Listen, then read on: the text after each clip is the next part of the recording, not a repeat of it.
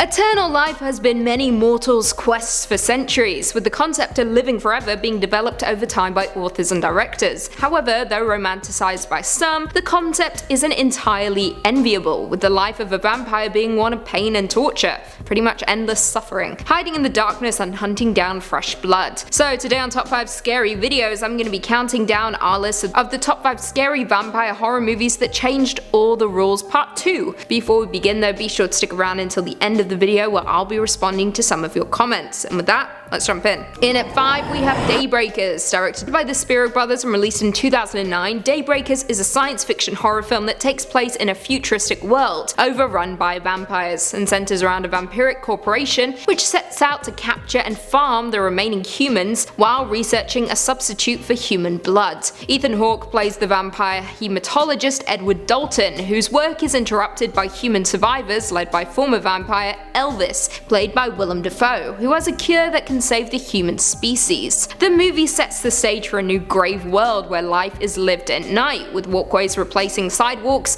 and curfew starts before dawn. It takes the vampire genre and turns it on its head, with blood being in high demand and the price being beyond the pocketbook of the average family. A homeless person even holds a sign reading "Hungry, will work for blood." It's a brand new world where news reports on potential vaccines, with the movie presenting an extremely intriguing premise. The movie garnered a 68% approval rating on Rotten Tomatoes, with the general consensus reading, "Though it arrives during an unfortunate glut of vampire movies, Daybreakers offers enough dark sci-fi thrills and enough of a unique twist on the genre to satisfy filmgoers." In at number 4 we have Martin. Directed by George A. Romero and released back in 1978, Martin is a psychological horror film that follows a troubled young man who believes himself to be a vampire. Now, Martin remains relatively overlooked, with many thinking of Night of the Living Dead, Dawn of the Dead, or even Day of the Dead when George A. Romero's name is mentioned. However, Martin is far more inventive. Romero also claimed that Martin was the favourite of all of his films. Not to mention, it is also notable as the first collaboration between Romero and special effects artist Tom Savini. The film takes us on a wild ride from start to finish, with the opening scene showing a young man travelling on an overnight train, sedating a young woman with a syringe full of narcotics before attacking her with a razor blade and drinking her blood. The movie is relentless from the off, leading to a twisted ending. Romero stated that Martin is based on literary monsters, stating, "Martin is designed to show that all those supernatural monsters that are part of our literary tradition are, in essence, expurgations of ourselves. They are beasts we've created in order to exorcise the monsters from within us. I tried to show in Martin that you can't just slice off this evil part of ourselves and throw it away.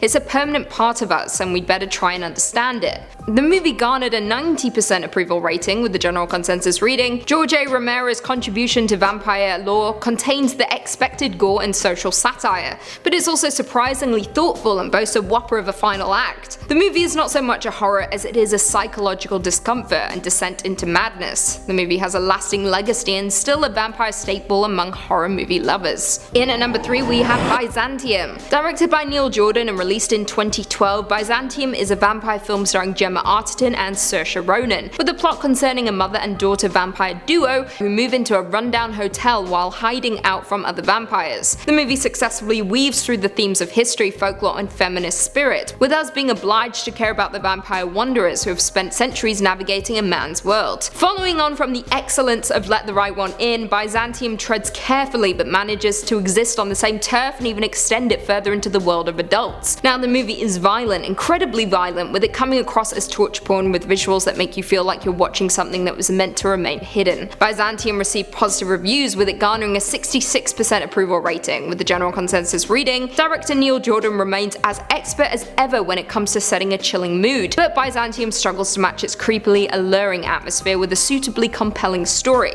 Despite that, the movie found a loving audience, with it taking on a feminist approach that is yet to be seen in the world of vampires. We root for these women who are trying to survive in the world of men, and we can't help but watch them bask in the blood and gore to make that happen. Coming in at number 2 we have The Lost Boys. Directed by Joel Schumacher and released in 1987, The Lost Boys stars Corey Haim, Corey Feldman, Kiefer Sutherland, and Jason Patrick, with the title being a reference to the Lost Boys in J.M. Barrie's story about Peter Pan and Neverland, who, like vampires, never grow up. The plot itself follows Lucy along with her 2 sons Michael and Sam, who move to a small town in California. Soon the 2 boys are sucked into the mysterious and dangerous world of bikers, vampires, and and vampire hunters. The movie was a teen horror, which was one of the first to appear on screen, but also the first time vampires had been portrayed as cool and sexy. It also paved the way for future vampire depictions that followed, such as Buffy the Vampire Slayer to Twilight, and even Taika Waititi's What We Do in the Shadows, which we discussed on part 1 of this list. The movie is also an amazing time capsule for the 80s and is arguably one of the greatest 80s heroism movies, right alongside E.T. and The Goonies. The movie, in essence, asks us to consider the fact that being forever young isn't an evocation of innocence but a vision of hell, like vampirism. The movie garnered a 76% approval rating with the general consensus reading. Flawed but eminently watchable, Joel Schumacher's teen vampire thriller blends horror, humor, and plenty of visual style, with standout performances from a cast full of young 1980s stars. The mythographer A. Asborn John wrote The Lost Boys helped shift popular culture depictions of vampires, with the movie often being credited with bringing a more youthful appeal to the vampire genre by making them sexy and young. And finally, coming in at number 1, we have 30 Days of Night. Directed by David Slade and released back in 2007, 30 Days of Night is a horror film based on the comic book miniseries of the same name. Starring Josh Hartnett and Melissa George, the film follows an Alaska town, Barrow, which is preparing for its annual 30 Days of Night, a period during the winter when there is a month-long polar night. After the last rays of light fade, a group of vicious vampires attack the town, with a couple standing between the vampires and the survivors. Now, the vampires in 30 Days of Night are mostly similar to other vampire types, however there are some notable differences. In the movie, vampirism is a virus that spread to humans via vampire blood, and any contact with their blood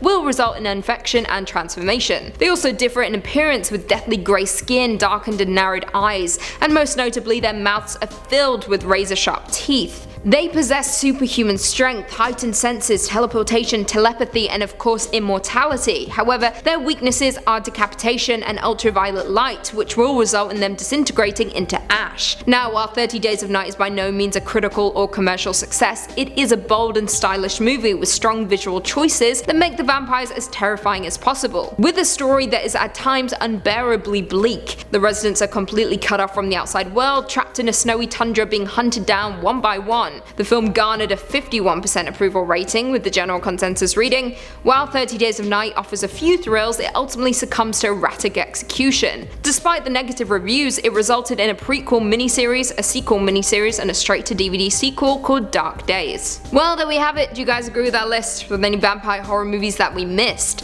Leave us all your thoughts and feelings in the comments down below, and perhaps we can do a part 2. Before I go though, I just want to respond to a few comments from one of our last videos, Top 5 Scary Urban Legends from England. DM said, I wonder if Spring-Heeled Jack inspired Nightcrawler. I like where your mind's at. I'd like to think, but I doubt it. Although they do kind of seem similar, so maybe you're onto something. Trisha W said, and who but the Queen could front this episode? May you live forever, Lucy, and continue to scare the crap out of everyone. I think I just summed up why living forever isn't that great, but I hope I don't live forever. But thank you, I appreciate it. I will only front these episodes. I'm gonna get rid of Keegan. That's why he's still in his basement.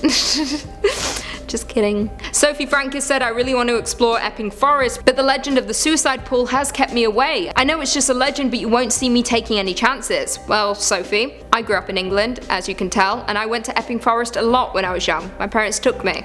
And I'm still here today, but could be why I am the way I am. Maybe I fell into the pool. Who knows? Nelson Chris said, you forgot to include the legend of Lucy. I love you said this. Very funny. Thank you. I'm glad you all think I'm a legend, because I am a legend. Legendary. Chris Wake said, Lucy, you can do me the honor and grant me a shout out. My friend Josh will give you $1 million. Well, you better pay up because I'm giving you a shout out. But regardless, I would have given you one anyway, because I'm kind today. I'm feeling very kind today. Tomorrow, not so much. The Gaming Fox said, what happened to Keegan Hughes? Like I said, I'm trying to get rid of him, so he's in his basement. He's still here. We both have one video every day.